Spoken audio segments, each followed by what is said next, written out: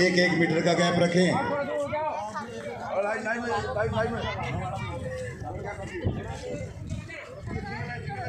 एक एक मीटर का गैप रखें।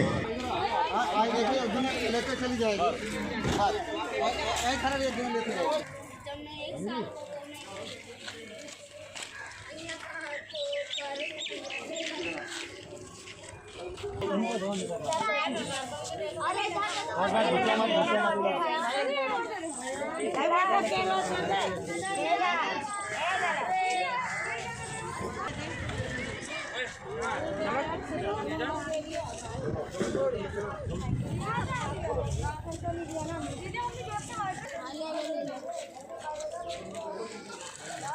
आंटी लाइन में आओ, लाइन में आओ।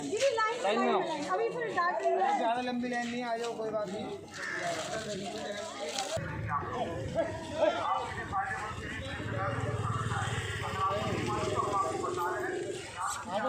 रोजमर्रा की चीज़ों को लेने के लिए भी पैसा देगी, खाना पीना देगी, आपको रहने के लिए भी करेगी वो। तो आप कितना आगे जाएंगे तो आप तंग होंगे। हमारे स्टाफ आपको काफ़ी डांटे फटकारेगा और हमारा प्यार है आप लोगों के साथ, इसलिए दिल्ली को छोड़ के मत जाइए। आगे व्यवस्था सही नहीं है जिसकी वजह से आप लोग ज़्यादा तंग हो जाएंगे।